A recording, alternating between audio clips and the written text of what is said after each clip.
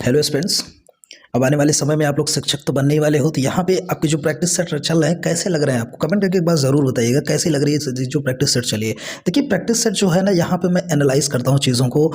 हो सकता है तो मैं बुक खरीदता हूँ, जो बुक मुझे अच्छी लगती है, जो बुक ट्रेंडिंग में होती है, मैं ये खुद सोचता हूँ ना कि अगर इस चीज़ की तैयारी मैं कर रहा होता तो मैं किस तरीके से करता। ये सारी चीज़ें डिपेंड करते हुए ना मैं तैयारी करवाता हूँ। तो बेझिझक आपको तैयारी करना है, कोई संकोच नहीं करना है। जो भी यहाँ पे चीज़ें करवाई जा रही है ना, एकदम परफेक्ट करवाई जा रही हैं। मतलब आप एकदम सही जगह पे हो यार, ठीक है।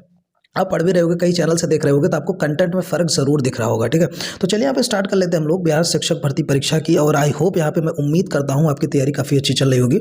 और टेस्ट में ना 120 नंबर के प्रश्न आएंगे, पेपर 2 की मैं बात कर रहा हूँ, जिसमें से अगर आपके 70 प्लस आ रहे हैं तो आपके काफ़ी अच्छे नंबर आ रहे हैं। और 10 से 12 दिन जो बचे इसमें भी काफ़ी अच्छा आप करके जो है 90 से 100 नंबर आप अपना कर सकते हो आराम से, ठीक है। अगर इतना ले आते हो ना तो सिलेक्शन पक्का है, सीट काफ़ी अच्छी मात्रा में है, ठीक है। इतना आप कर पा रहे हो कि नहीं, कमेंट करके ज़रूर बताइएगा।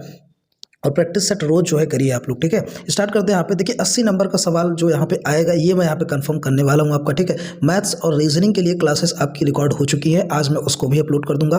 क्लासेस आप लोग देखिए। अगर मैथ्स और रीजनिंग क्लासेस पसंद आती हैं आपको, क्योंकि थोड़ा सा टाइम में यहाँ पे लेंथ बढ़ जाती है ना, मैथ्स की एक एक क्वेश्चन की कैलकुलेशन कराने में आपकी 1 घंटे की जो है रिकॉर्डेड क्लास हो जाती है। तो इस वजह से अगर आपको देखिएगा पसंद आती है तो आगे कंटिन्यू करूंगा, नहीं तो अदर सब्जेक्ट पे मैं फोकस कर सकता हूँ आपके लिए, ठीक है। पहला प्रश्न है, अमाशय के आंतरिक स्तर द्वारा स्रावित हाइड्रोक्लोरिक अम्ल जिसको कि HCl कहा जाता है, ठीक है। अब देखिए इसका काम क्या है, यहाँ पे ऑप्शंस आपके सामने है। आंतरिक स्तर को मजबूती प्रदान करता है। दूसरा ऑप्शन है, माध्यम को अम्लीय बनाकर पाचन रसों की क्रिया में सहायक होता है। यह अमाशय में उपस्थित सूक्ष्म जीवों के कार्यकलापों को बाधित करता है, ठीक है। ऑप्शन है हाइड्रोक्लोरिक अम्ल। एक देखिए हाइड्रोक्लोरिक अम्ल की अगर हम बात करें तो ये जो है एसिड की मात्रा में होता है। एक तरीके से कहा जाए ना, हाइड्रोक्लोरिक एसिड ही होता है, ठीक है। तो शरीर के अंदर जो है ग्रंथियों से इसका स्रावण होता है, ठीक है। अब ये किस लिए इस्तेमाल होता है, तो देखिए आंतरिक स्तर को मजबूती प्रदान करता है ऐसा नहीं है। माध्यम को अम्लीय बनाकर पाचक रसों की क्रिया में सहायक होता है, सही बात है। पाचन की क्रिया में जो है ये सहायक होता है HCl, ठीक है। तो ऑप्शन नंबर 2 यहाँ पे आपका करेक्ट हो जाएगा। 42 पे चलते हैं। वर्षा ऋतु में नम ब्रेड सड़ने लगती है, मतलब बारिश के मौसम में ब्रेड सड़ने लगती है, इसका कारण बताना है आपको। ऑप्शन से कवक ब्रेड पर पाचक रसों का स्राव करते हैं। कवकों की वृद्धि के लिए वर्षा ऋतु अच्छी परिस्थितियां उत्पन्न करती है। नम एवं उष्ण उत्पाद कवकों की उत्पत्ति के लिए प्रयुक्त है, ठीक है। अब देखिए यहाँ पे ऑप्शंस आपके सामने 3 है, लेकिन जो पहला ऑप्शन दिख रहा है ना, कवक ब्रेड पर पाचक रसों का स्राव करते हैं, ठीक है। इससे क्या होता है ना कि नमी बढ़ जाती है और फफूंदी लग जाती है। इस वजह से ऑप्शन नंबर 1 आपका जो है यहाँ पे करेक्ट हो जाएगा, ठीक है। चलिए प्रश्न नंबर 43 की बात करते हैं। साबुन की टिकिया पानी में डूब जाती है पर साबुनदानी पानी पर तैरती रहती है।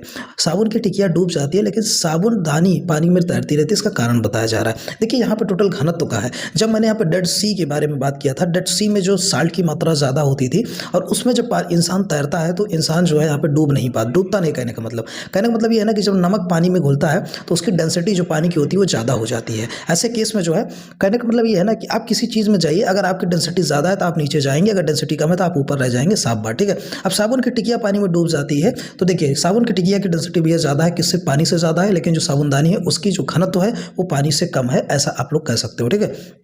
ऑप्शन आपके सामने, साबुन की टिकिया का घनत्व पानी से अधिक होता है। देखिए सही बात है, बिल्कुल सही बात है। पानी की जो साबुन की टिकिया है उसका घनत्व ज़्यादा इसलिए डूब गई, घनत्व कम होता तो तैरती ना रहती। साबुनदानी का घनत्व कम है इसलिए तैर रही है, ठीक है। घनत्व वाली चीज़ है, एक प्रश्न इससे जरूर आएगा, तो ये लोग कंफर्म करिएगा, ठीक है। चलिए यहाँ पे चलते हैं प्रश्न नंबर 44 पे। और प्रश्न नंबर 44 क्या कह रहा है, यदि एक मच्छर सुबह या शाम को काटता है तथा चेहरे पर हल्के गुलाबी रंग के चिन्ह उभर आए तो बीमारी कौन सी होगी, ठीक है। ये चीज़ अब आपको यहाँ पे बताना है, ठीक है। अब देखिए यहाँ पे एक ऑप्शन आपके सामने, एक चिकनगुनिया है, एक मलेरिया है, एक डेंगू है। तो हल्के गुलाबी रंग किस में आते हैं, डेंगू में आते हैं, ठीक है। अब डेंगू मच्छर भैया किस चीज़ से होता है, एडीज, ठीक है। जो एडीज मच्छर होते हैं, एजिड एजेप्सी, एडीज एजेप्टी मच्छर कहा जाता है, सॉरी, इनके काटने से ये चीज़ होता है। तो ये चीज़ आपको ध्यान में रखना है, क्या, डेंगू, और इसमें हल्के गुलाबी रंग के चिन्ह उभर आते हैं। प्रश्न नंबर 45 चलते हैं। अंतरिक्ष यात्री चांद की सतह पर जाते समय विशेष प्रकार के वस्त्र पहनते हैं। अब ये जो वस्त्र पहनते हैं अंतरिक्ष में जाते समय, वो अंतरिक्ष यात्री एक तरीके से कहा जाए तो उस वस्त्र को एक्चुअल में कहा क्या जाता है ना, वो मतलब काम क्या होता है एक तरीके से। ऑप्शन देख लेते हैं कि यहाँ वायुमंडलीय दाब का अभाव है, या यहाँ वायुमंडल नहीं है, या यहाँ कोई मौसम नहीं है। तो यहाँ पे देखिए यहाँ वायुमंडलीय दाब का अभाव है, ठीक है। इसीलिए जो है यहाँ पे विशेष प्रकार का जो है यहाँ पे कपड़ा पहनते हैं, ठीक है। एक तरीके से देखा जाए तो विशेष प्रकार के भोजक एवं वस्त्र की अनिवार्यता ही मानी जाए अगर जब चांद पे जाते हैं, ठीक है। तो वस्त्र भी, भोजन भी, मतलब सब कुछ एक विशेष प्रकार का ही यहाँ पे होता है, ठीक है। प्रश्न नंबर 46 पे चलते हैं। उस कमरे में नहीं सोना चाहिए जिसमें जलते या सुलगते कोयले की आग हो। देखिए काफ़ी अच्छा सवाल है यहाँ पे, इसमें थोड़ा सा दिमाग लगाइएगा। पहला ऑप्शन है जलते कोयले से आग लगने का खतरा होता है, या फिर अपूर्ण दहन से विषैली गैस कार्बन मोनोऑक्साइड बनती है। तीसरा, जलते कोयले से धुएं से सांस लेने मुश्किल होती है। देखिए मुश्किल तो होती है, लेकिन एग्जैक्ट कारण बताना है आपको। आग लगने खतरा, आग वाग कोई मतलब नहीं है यहाँ पे, ठीक है। खतरा यहाँ पे होता है कि जो दहन है, जो वहाँ से विषैली गैस या कार्बन मोनोऑक्साइड बनती है, जिससे आप सांस तो ले नहीं पाओगे और यहाँ पे इंसान की मृत्यु भी हो सकती है। तो ऑप्शन नंबर 2, बंद उस कमरे में नहीं सोना चाहिए जिसमें जलते सुलगते कोयले की आग हो, ठीक है। चलिए प्रश्न नंबर 47 पे हम लोग चलते हैं। और 47 में आपके संघीय मंत्री परिषद के मंत्री उत्तरदायी होंगे, ठीक है। संघीय मंत्री परिषद के मंत्री उत्तरदायी होंगे। आपके सामने ऑप्शन है यहाँ पे, प्रधानमंत्री के प्रति, राष्ट्रपति के प्रति, या केवल लोकसभा के प्रति। तो संघीय मंत्री परिषद हैं यहाँ पे केवल लोकसभा के प्रति। ऑप्शन नंबर 3 आपका करेक्ट हो जाएगा, ठीक है। चलिए प्रश्न नंबर 48 पे चलते हैं। राज्यसभा को स्थायी सदन कहते हैं क्योंकि, क्यों कहा जाता है भाई साहब राज्यसभा को स्थायी सदन? सभी सदस्य आजीवन सदस्य होते हैं, इसे विघटित नहीं किया जा सकता। तो यहाँ पे दोनों ऑप्शंस जो है सही है, ठीक है। चलिए फिर ऑप्शन नंबर 3 भी देख लेते हैं। तीसरा ऑप्शन कहाँ गया? ये रहा ऑप्शन नंबर 3। कुछ सदस्य प्रति 2 वर्ष में अवकाश ग्रहण करते हैं, ये भी बात सही है। मतलब कहीं ना कहीं आपके तीनों, मतलब एक से कई ज़्यादा, मतलब एक से अधिक ऑप्शन सही है, इस वजह से ऑप्शन नंबर 4 यहाँ पे हो जाएगा, ठीक है। 49 कहता है संविधान में मंत्रिमंडल शब्द का एक ही बार प्रयोग हुआ है। संविधान में मंत्रिमंडल का एक बार ही इस शब्द का प्रयोग हुआ है। भैया वेरी वेरी इंपॉर्टेंट प्रश्न है, इसको लगाइएगा, मार्क करिएगा, स्क्रीनशॉट अभी ले लीजिए, ठीक है। तो ये किस अनुच्छेद की बात हुई है? या 352, या 74, या 356, ठीक है। तो भैया ये है अनुच्छेद 352, ठीक है, आपातकाल वाला, ये 352 है। 50 की बात करें, भारतीय संविधान के किस अनुच्छेद के अंतर्गत ग्राम पंचायत का गठन किया गया? बताइए, अनुच्छेद 38, अनुच्छेद 39, या अनुच्छेद 40, किसके तहत यहाँ पे किया गया? तो आपके सामने ऑप्शन यहाँ पे दिए हुए हैं, ठीक है। तो यहाँ पे भारतीय संविधान का अनुच्छेद 40 ग्राम पंचायत के संगठन से संबंधित है, ठीक है। अनुच्छेद यहाँ पे आपका हो जाएगा 40, ठीक है। 51 पे चलते, भारतीय नागरिकता नहीं प्राप्त की जा सकती है। चलिए बताइए, ऑप्शंस है जन्म द्वारा, या देशीकरण द्वारा, या भारतीय बैंक में धन जमा करके, ठीक है। तो काफ़ी अच्छा यहाँ पे उत्तर निकल के आना वाला है। देखिए जन्म द्वारा ये तो होता ही है भैया, देशीकरण द्वारा ये भी कर सकते हैं, लेकिन भैया पैसा वैसा जमा करके थोड़ी जो है यहाँ पे नागरिकता प्राप्त होगी। तो ऑप्शन नंबर 3 यहाँ पे आपका करेक्ट हो जाएगा, ठीक है। चलिए 52 की बात करें, मुगलों एवं मेवाड़ के राणा के मध्य चित्तौड़ की संधि किस शासक के शासनकाल में हस्ताक्षरित हुई थी? अकबर, जहांगीर, या शाहजहां? आपके सामने 3 ऑप्शन है, बताइए इसका आंसर क्या होगा, ठीक है। चलिए देख लेते हैं यहाँ पे, मुगलों एवं मेवाड़ के राणा के मध्य चित्तौड़ की संधि किस शासक के शासनकाल में हस्ताक्षरित हुई थी? तो यहाँ पे जहांगीर के समय में ऐसा हुआ था, ठीक है। चलिए 53 की बात करें, सूर्य पर ऊर्जा का निर्माण होता है। सूर्य पर ऊर्जा का निर्माण होता है नाभिकीय विखंडन द्वारा, या नाभिकीय संलयन द्वारा, या ऑक्सीकरण अभिक्रियाओं द्वारा? किसके द्वारा यहाँ पे होता है, ठीक है। चलिए बताते हैं आपको हम, यहाँ पे जो ऑप्शन नंबर 2 है आपका ना, नाभिकीय संलयन द्वारा, ठीक है। देखिए नाभिकीय संलयन क्रिया उच्च ताप तथा उच्च दाब पर संपन्न होती है, ठीक है। तो सूर्य पर ऊर्जा का निर्माण की बात आए तो नाभिकीय संलयन ऑप्शन नंबर 2 आपका यहाँ पे हो जाएगा करेक्ट, ठीक है। चलिए प्रश्न नंबर 54 की बात करें, अकबर के पूर्ववर्ती किस मध्यकालीन भारतीय शासक का उल्लेख कश्मीर के अकबर के रूप में किया है? ऑप्शंस आपके सामने हैं, इब्राहिम शाह सरकी, या सुल्तान सिकंदर, या जैनुल आबदीन। जैनुल आबदीन भी ऐसा आप कह सकते हो, ऐसा भी इसको पढ़ा जा सकता है, ठीक है।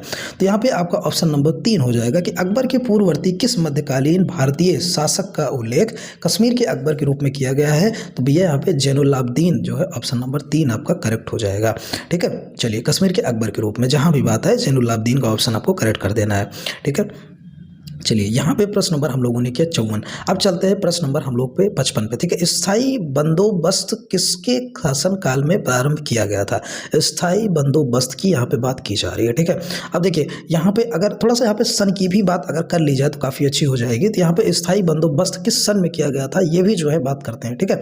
चलिए 1786 और 1786 ईस्वी में एक चीज़ और आपको यहाँ पे याद करना है कि कॉर्नवालिस बंगाल का गवर्नर जनरल भी था। ये भी सवाल बन सकता है, ठीक है। एक दूसरे से रिलेटेड ही होते हैं, ऐसा है ना, क्योंकि एक सन में कई सारे यहाँ पे कंडीशंस हुई थी, कई सारी चीज़ें हुई थी ना, तो सवाल बन सकता है, ठीक है।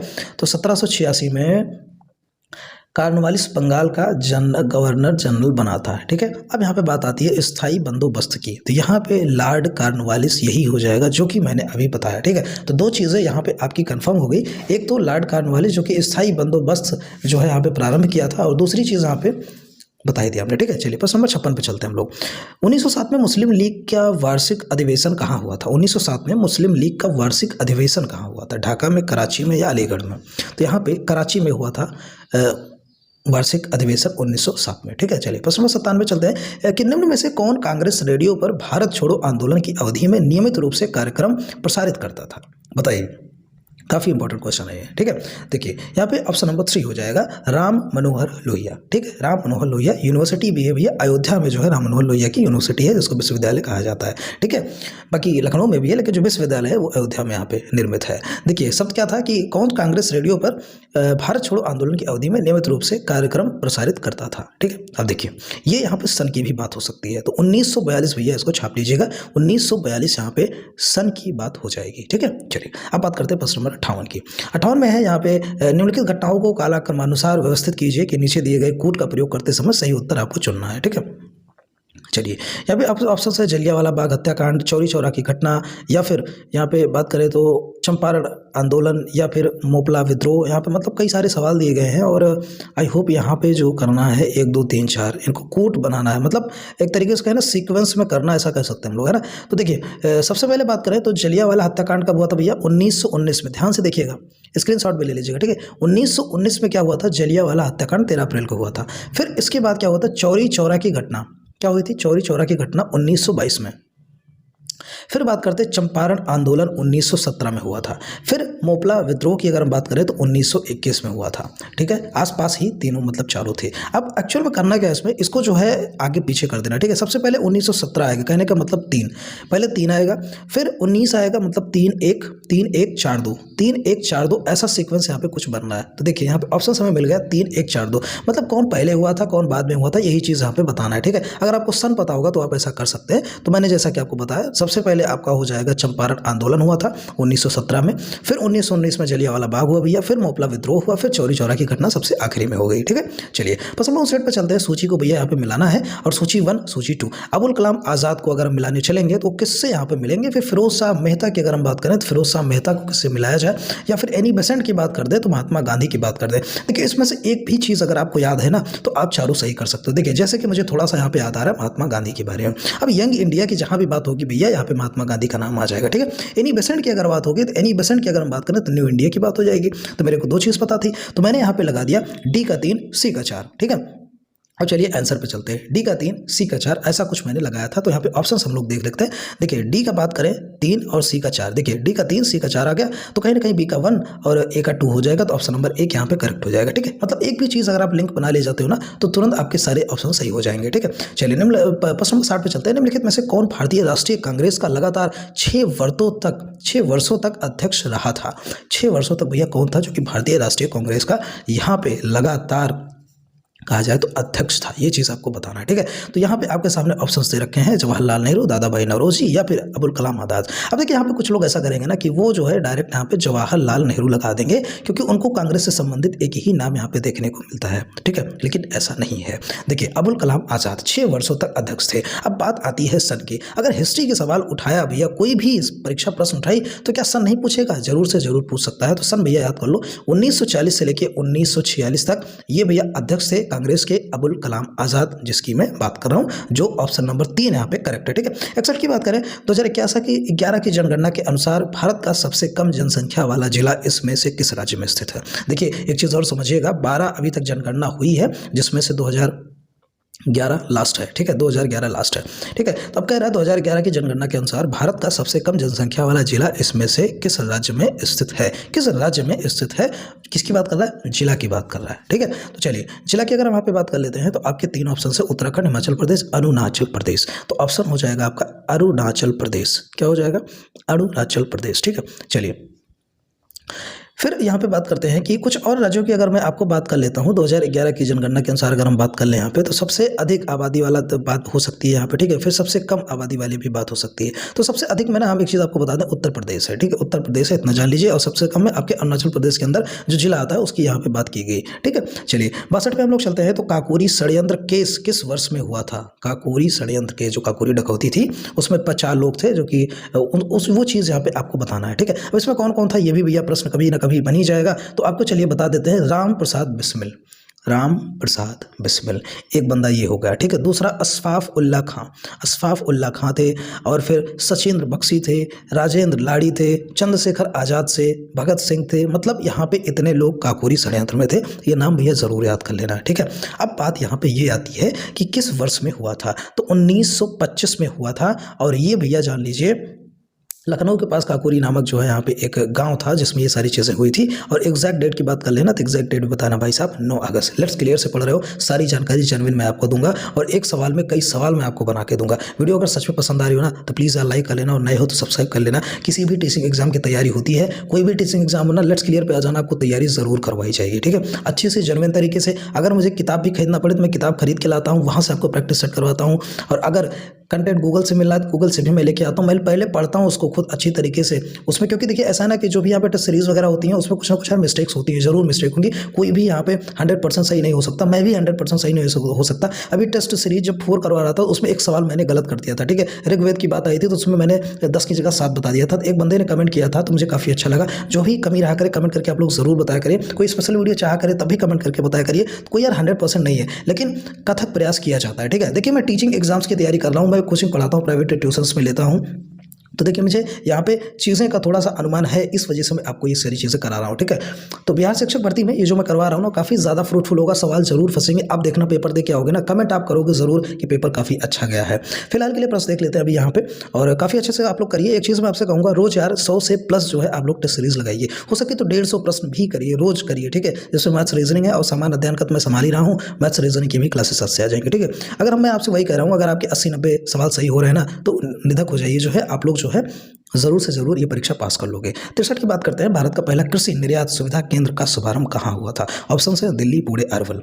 दिल्ली, पुणे, अरवल कहाँ पे हुआ था भैया, ठीक है। तो देखिए महाराष्ट्र की बात आएगी, कभी कभी ऑप्शन ना महाराष्ट्र बन जाएगा। तो देखिए महाराष्ट्र आपको पुणे ही है भैया ना, पुणे जो है महाराष्ट्र में ही है, आपको यहाँ पे चौंकना नहीं है, ठीक है। और जो फिर इसके बाद क्या हुई कि भारत का पहला कृषि निर्यात सुविधा केंद्र जो है का शुभारंभ कहाँ हुआ था? तो ये भैया कहाँ हुआ था? पुणे में हुआ था। ये चीज़ आपको ध्यान में रख लेना है, ठीक है। चलिए अब बात करते हैं प्रश्न नंबर 64 की। ब्रिटिश सरकार की राजधानी का कलकत्ता से दिल्ली स्थानांतरण किसके काल में हुआ था? बताइएगा, ऑप्शन है आपके सामने।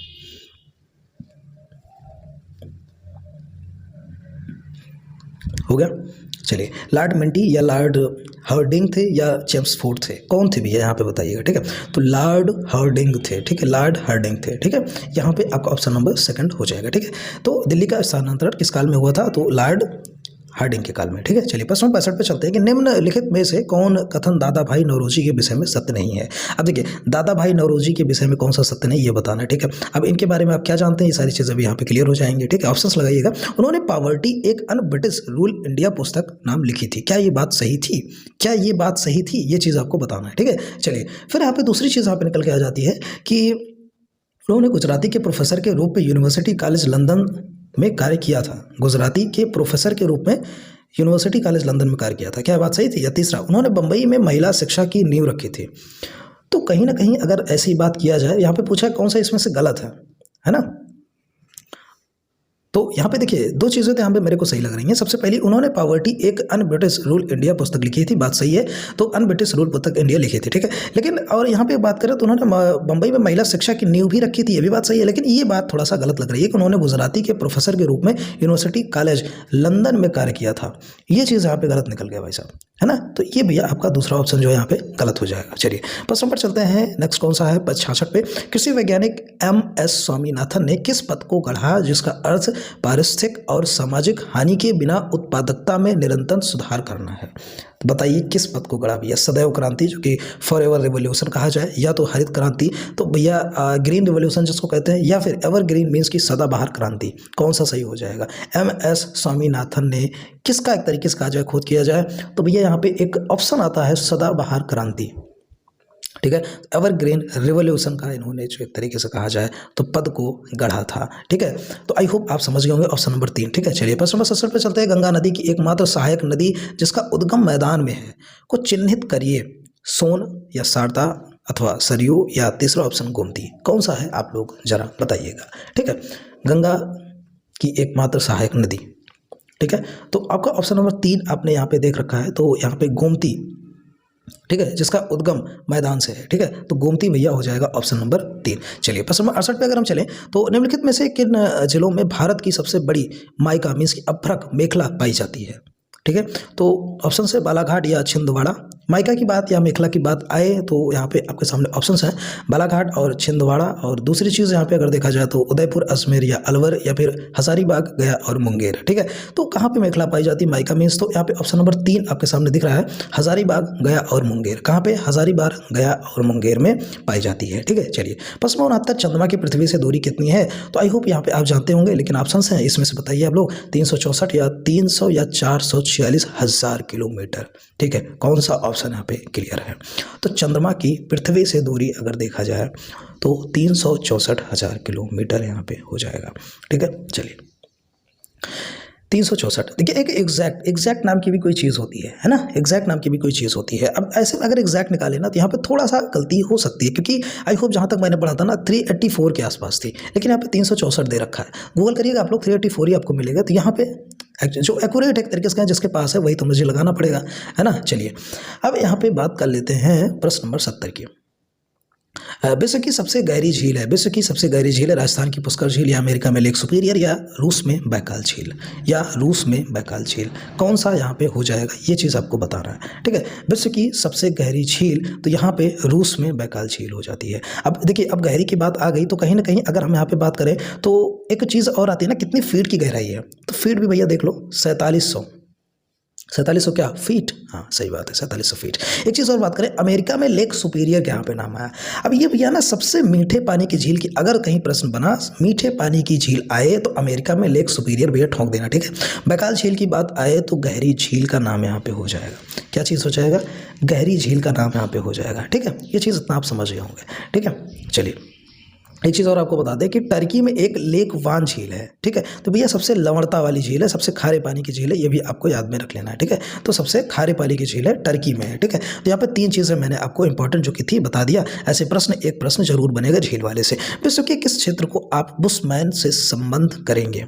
विश्व के किस क्षेत्र को आप बुशमैन से संबंध करेंगे? देखिए बुशमैन का जहाँ भी नाम है आपको वहाँ पे क्या ठोकना है। देखिए पूर्वी अफ्रीका या काला सहारा रेगिस्तान या कालाहारी। ठीक है, तो आपके सामने ऑप्शन नंबर 3 है कालाहारी। ठीक है, जहां भी बुशमैन से संबंध की बात है कालाहारी यहां पे ठोक दीजिएगा। ठीक है, चलिए 72 पर चलते हैं। डॉक्टर PR अंबेडकर की अध्यक्षता वाली संविधान की प्रारूप समिति में कितने अन्य सदस्य थे?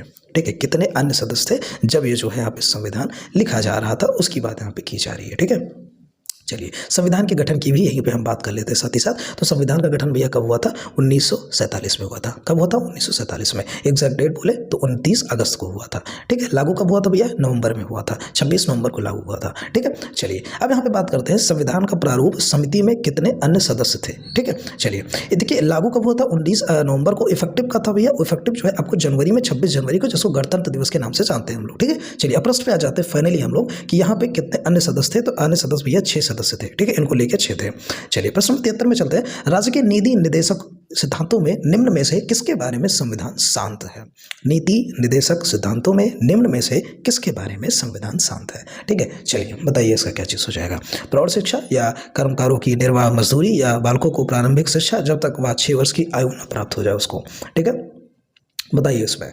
तो यहाँ पे आपके सामने नीति निर्देशक अगर सिद्धांतों की बात करें जिसमें संविधान एक तरीके से शांत है, तो प्रौढ़ शिक्षा क्या है? प्रौढ़ शिक्षा है। ये चीज़ आपको ध्यान में रखना है। ठीक है, चलिए प्रौढ़ शिक्षा। एक चीज़ और बता दें, जो भारतीय संविधान का नीति निर्देशक तत्व है वो यहाँ पे अनुच्छेद की अगर कहीं ना कहीं बात होगी तो 36 से 51 अनुच्छेद में ये सारी चीज़ें आपकी निर्वाहित हैं। ठीक है, 36 से 51 अनुच्छेद याद कर लेना जब भी नीति निर्देशक की बात आए। लेकिन संविधान शांत की बात आए तो प्रौढ़ शिक्षा यहाँ पे हो जाएगा। ठीक है, चलिए 2 प्रश्न यहाँ पे हो गए कन्फर्म। 74 पे चलते हैं। नववर्ष को अलग अलग भागों में विभिन्न नामों से मनाया जाता है, तो यहाँ पे आपको भैया मिला देना, मिलान करना है। ठीक है, कहाँ पे कैसे क्या चीज़ मनाया जाता है। तो चलिए यहाँ पे हम लोग मिलान कर लेते हैं एक्चुअल में किस तरीके से, ठीक है।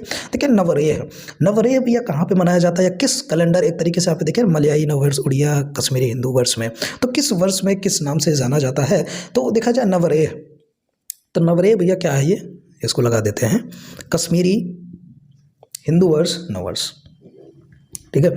उगादि की बात आती है और विष पाना संक्रांति, ठीक। तो यहाँ पे नवरेह एक तो याद था मुझे कश्मीरी हिंदू नववर्ष, लेकिन उगादि मेरे को नहीं पता, विषु नहीं पता, पाना संक्रांति नहीं पता, मान लीजिए नहीं पता है। अब चलिए ऑप्शन से हम लोग खेलते हैं यहाँ पे, ठीक है। पहले का डी, पहले का डी, चलिए ऑप्शन से खेलते हैं ना। पहले का डी, पहले का डी कहाँ गया, पहले का डी, ये देखिए ऑप्शन नंबर 2 में पहला का डी हो गया, 2 का सी हो गया, 2 का सी मतलब तेलुगु नववर्ष, नवरेह का तो यही था, फिर 3 का ए विषु का मलयाली नववर्ष, फिर 4 का बी, फिर पाना संक्रांति का उड़िया नववर्ष, ठीक। मतलब एक चीज़ अगर आपने लगा दिया ना, एक भी चीज़ अगर आपको पॉइंट आती है तो बाकी के ऑप्शन आप कर सकते हो, ठीक है। चलिए प्रश्न 75, शिक्षा जो प्रारंभ में राज्य सूची का विषय था, राज्य सूची का विषय था भाई साहब, सबसे पहले प्रारंभ में स्टार्टिंग में उसे समवर्ती सूची में स्थानांतरित कर दिया गया है। ध्यान रखिएगा, शिक्षा पहले राज्य सूची में आता था, लेकिन अब समवर्ती सूची में मतलब अपर लेवल पे कर दिया गया, स्थानांतरित कर दिया गया है, ठीक है। चलिए ऑप्शंस पढ़ते हैं, एक्चुअल में पूछना क्या चाह रहे हैं भाई साहब।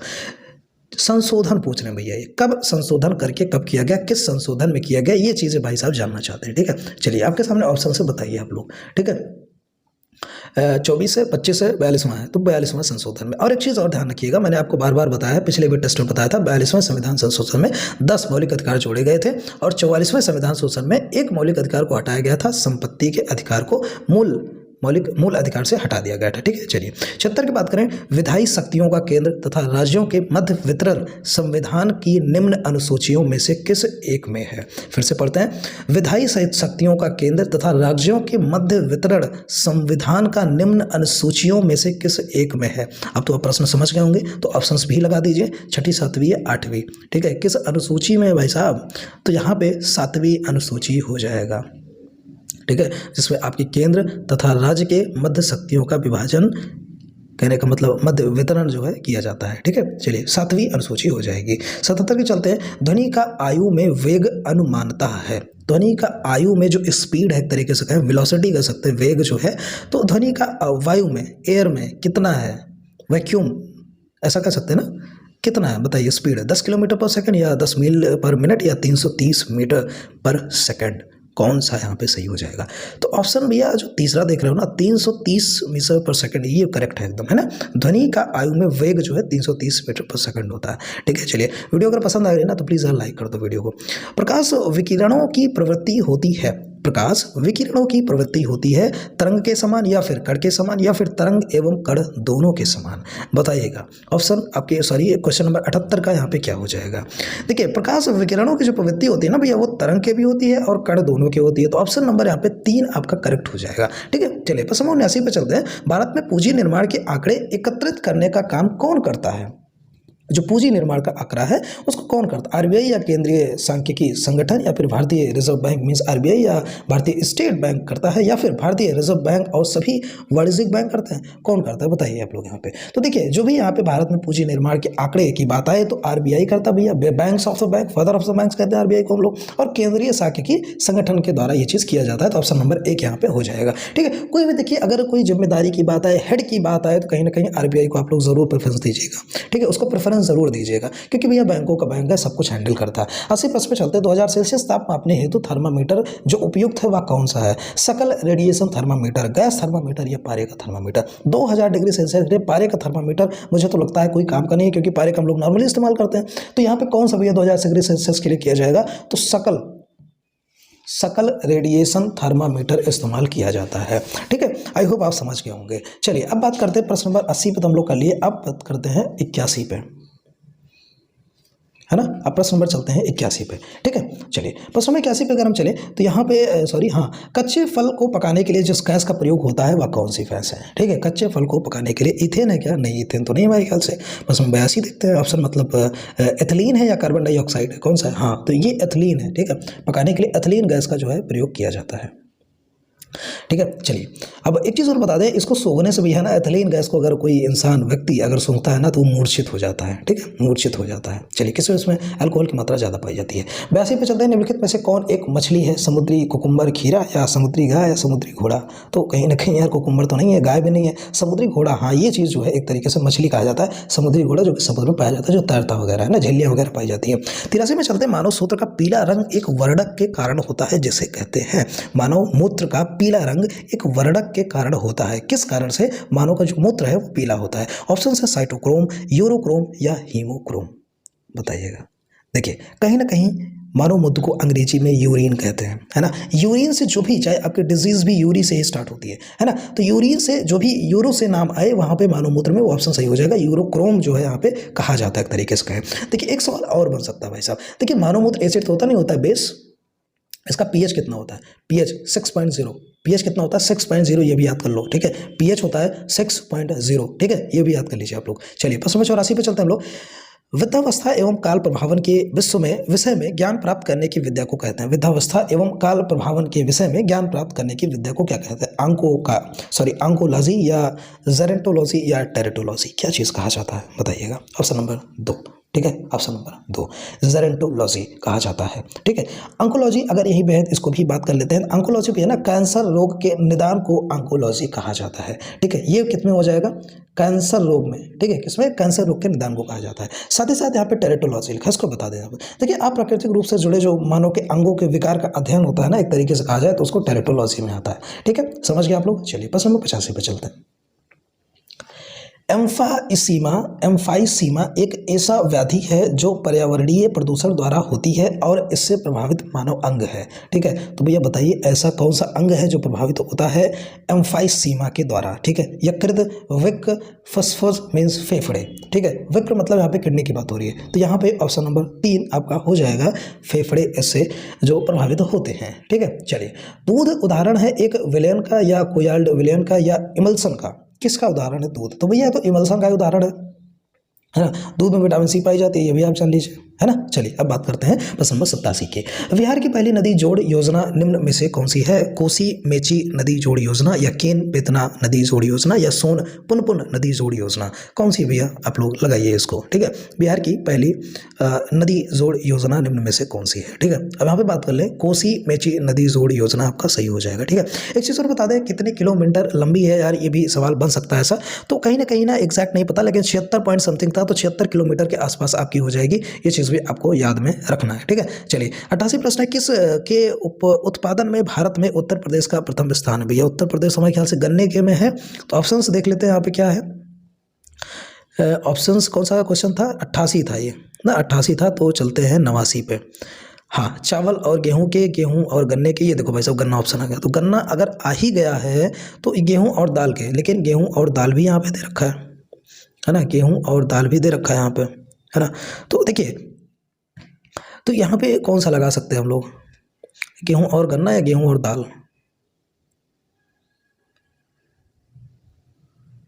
तो यहाँ पे गेहूं और गन्ना ही लगाएंगे हम लोग, है ना, क्योंकि गन्ना भी उत्तर प्रदेश टॉप पे है, तो ऑप्शन नंबर 2 हो जाएगा। ठीक है, क्या होगा आपके हिसाब से, क्या होगा कमेंट करके बताइएगा। यहाँ पे गेहूं और गन्ना ही जहाँ तक देखा जाए यहाँ पे होगा। ठीक है, चलिए 89, जनसंख्या की दशकीय वृद्धि दर के दृष्टिकोण से बिहार में सबसे अच्छा प्रदर्शन करने वाले जिलों का क्रम है।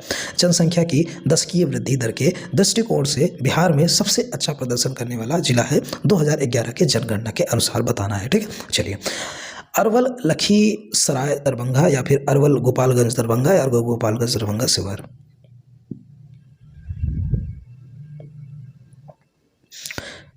लगा आप लोगों ने? चलिए हम बताते हैं, यहाँ पे जो सबसे अच्छा मतलब क्रम एक तरीके से कहा जाए तो अरवल, गोपालगंज और दरभंगा हो जाएगा। ठीक है, चलिए प्रश्न नंबर 90 पे चलते हैं हम लोग।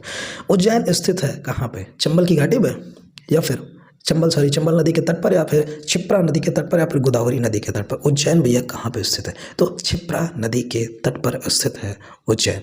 ठीक है, चलिए एक देखिए एक और चीज़ बता दें कि जहाँ पे ये मतलब स्थित है ना, यहाँ पे इसको अवंतिका के नाम से भी जाना जाता है, उज्जैन को। ठीक है, तो ये याद रखिएगा आप लोग। ठीक है। चलिए 91 स्वराज दल की स्थापना बिहार में किसने की थी? स्वराज दल की स्थापना बिहार में किसने की थी? बंकिम चंद्र मित्र ने, या फिर श्री कृष्ण सिंह ने, या फिर रामलाल शाह ने? किसने किया था यहाँ पे? चलिए, तो स्वराज दल की स्थापना श्री कृष्ण सिंह ने किया था। और अगर आपको बता दें हम, तो यहाँ पे जो आपकी एक तरीके से कहा जाए डेट की बात किया जाए तो 1922 में किया गया था। ठीक है। चलिए, नहीं सॉरी 1923 में किया गया था, क्योंकि 1922 में जहाँ तक याद आ रहा है हमें कि अखिल भारतीय कांग्रेस का अधिवेशन हुआ था। यहाँ पे आपके स्वराज दल जो है ना 1923 में हुई थी, श्री कृष्ण द्वारा सिंह द्वारा। बिहार का सबसे पुराना गिरजाघर कौन सा है? पादरी की हवेली, या ल्यूक चर्च, या फिर स्टेफन चर्च? कौन सा भैया गिरजाघर है बताइएगा आप लोग। पादरी की हवेली सबसे पुराना है। 93 की बात करें तो आनुवंशिक दृष्टि से बाघों की संख्या का कम होना चिंता का विषय है, क्योंकि रीज़न जैव विविधता में कमी आती है, या फिर शाकाहारी पशुओं की संख्या में वृद्धि हो गई है, या फिर खाद्य श्रृंखला में अवरोध उत्पन्न हो गया है। ऐसा क्या कारण है? तो जैव विविधता में कमी आती है, इस वजह से बाघों की संख्या कम होने का यहाँ पे कारण है। ठीक है। चलिए 93 होगा, 94 पे चलते हैं। जानवरों के शरीर से निकला पसीना एवं उनके द्वारा शरीर की चाटने की प्रक्रिया उनके शरीर को ठंडक देती है। ठीक है, देती है भाई साहब। लेकिन पूछना क्या चाह रहे हो आप लोग, तो ऑप्शन से पता चल जाएगा। चाटते समय निकलने वाली लार प्रकृति से ठंडी होती है। क्या ऐसा है? पसीना एवं लाल वाष्पीकरण से उसके शरीर को ठंडा करती है। जानवरों के पसीने में एक प्रकार के ठंड कर उठता है। अरे यार ऐसा क्या है? ये तो गलत हो गया भाई, साफ साफ गलत हो गया है ना। ये तीसरा जो है साफ साफ गलत है। पसीना एवं लाल वाष्पीकरण से उनके शरीर को ठंडा करता है, हाँ ये सही है। ठीक है, ऑप्शन नंबर 2 यहाँ पे करेक्ट हो जाएगा। चलिए चलते हम लोग 95 पे। पनीर के रवे से छाछ को अलग करने के लिए हम मलमल के कपड़े का उपयोग करते हैं, या पनीर को ठोस बनाता है, या पानी को अच्छी तरह निचोड़ देता है, या फिर मलमल के कपड़े से छिद्र छलनी का कार्य करते हैं। बात एकदम सही है, छलनी का काम करते हैं। ठीक है, जिससे पानी जो है निकल जाता है। चलिए प्रश्न नंबर 96 चलते हैं। ग्रामीण क्षेत्रों में लकड़ी की छतों में नीम की तह रखी जाती है। लकड़ी की छतों में नीम की तार रखी जाती है, रीज़न बताइए भाई साहब। क्या दीमकों को दूर रखने के लिए, या फिर हवा को शुद्ध करने के लिए, या फिर नमी मुक्त रखने के लिए?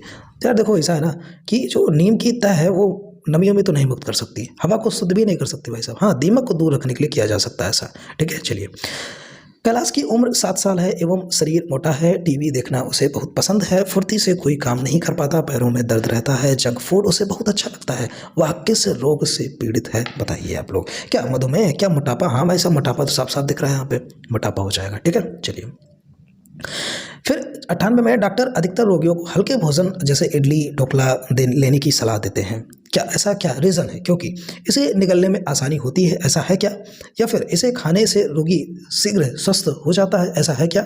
या फिर यह सुपाच्य होता है? बात एकदम सही है, पचने के लिए ही यहाँ पे हल्के भोजन की यहाँ पे बात करते हैं। ठीक है, जैसे खिचड़ी और दलिया की भी बात करते हैं ना, तो ये सारी चीज़ें जो है ये सुपाच्य होती हैं, मीन्स आसानी से पच जाती हैं। ठीक है, वीडियो अगर आपको पसंद आ रही हो तो प्लीज़ यार लाइक कर लेना, अगर नए हो तो प्लीज़ सब्सक्राइब कर लेना। ठीक है, किसी भी टीचिंग जॉब्स की तैयारी के लिए ये चैनल हमेशा तत्पर रहता है। चलिए बस देखिए, सीटेट की भी मैं क्लासेस ले रहा हूँ, क्योंकि सीटेट की 20 अगस्त को है, तो सीटेट अगर आपको पढ़ना है तो सीटेट की भी क्लासेस आप ले सकते हो।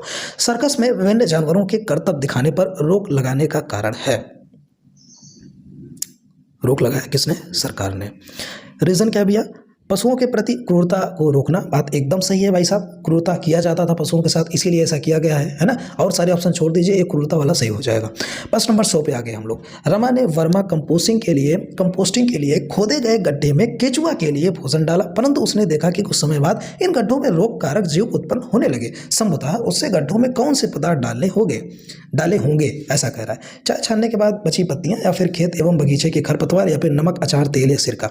उसने क्या चीज़ ऐसा था जो कि मतलब उस गड्ढे में डाला जिससे ये चीज़ हुआ? ठीक है, तो तीसरा नमक, अचार, तेल व सिरका। ठीक है, ये फिर रोगाणु नाशक होते हैं, ऐसा हम लोग कह सकते हैं। ठीक है। चलिए 101। खेतों में बीज बोने से पहले पिताजी ने बीजों को पानी में भिगो दिया, ऐसा करके वह क्या करना चाहते थे?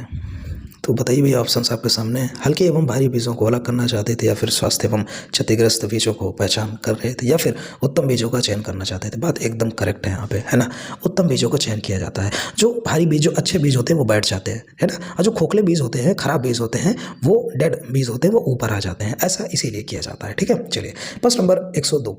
निम्न में से किसने अपनी राजधानी मुर्शिदाबाद से मुंगेर स्थानांतरित की?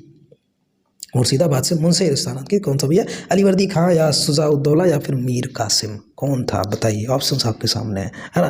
तो यहाँ पे मीर कासिम की बात करें तो मीर कासिम ने जो है यहाँ पे क्या किया, मुर्शिदाबाद से मुंगेर स्थानांतरित कर दिया अपनी राजधानी को। तथा कथित कुशासन के आधार पर किस गवर्नर जनरल ने मैसूर राज्य के प्रशासन को ले लिया था? कुशासन के आधार पर किस गवर्नर जनरल ने मैसूर राज्य के प्रशासन को ले लिया था? ऑप्शंस आपके सामने यहाँ पे दिए हुए हैं, ठीक है, देखिएगा। लॉर्ड वेलेस्ली या फिर हेस्टिंग्स या फिर विलियम बेंटिंग ने, है ना। चलिए बताते हैं आपको। ऑप्शन नंबर यहाँ पे आपका हो जाएगा 3, लॉर्ड हेस्टिंग्स ने, ठीक है। तो यहाँ पे जो मैसूर राज्य के प्रशासन को ले लिया था लॉर्ड हेस्टिंग्स ने, सिर्फ इतना याद कर लीजिए आप लोग, ठीक है। चलिए आगे चलते हैं हम लोग यहाँ पे। प्रश्न नंबर 104, भारत में पुर्तगाली शक्ति का वास्तविक संस्थापक कौन था? ऑप्शंस है वास्को डी गामा, अल्बुकर्क या बार्थोलोम्यू डायस। ऑप्शंस बताइएगा कौन सा यहाँ पे सही होगा। चलिए आपको बता देते हैं, यहाँ पे जो ऑप्शन नंबर 2 है ना अल्बुकर्क, ये करेक्ट हो जाएगा। पुर्तगाली शक्ति का वास्तविक संस्थापक की अगर बात करें तो अल्बुकर्क हो जाएगा। 105, 31 दिसंबर 1929 को अर्धरात्रि में भारतीय राष्ट्रध्वज को किसने फहराया था? बताइएगा। ऑप्शंस आपके सामने, मोतीलाल नेहरू ने या डॉक्टर राजेंद्र प्रसाद ने या जवाहरलाल नेहरू ने।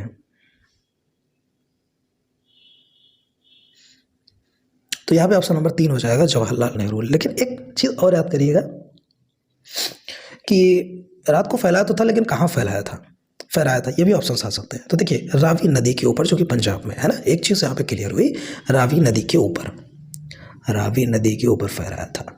डेट बताइए भाई साहब। 1929, ठीक है। कौन? जवाहरलाल नेहरू, ऑप्शन नंबर 3, ठीक। 106, गोपाल कृष्ण गोखले ने कांग्रेस के किस अधिवेशन में अध्यक्षता की थी? 1902, 1905 या 1906?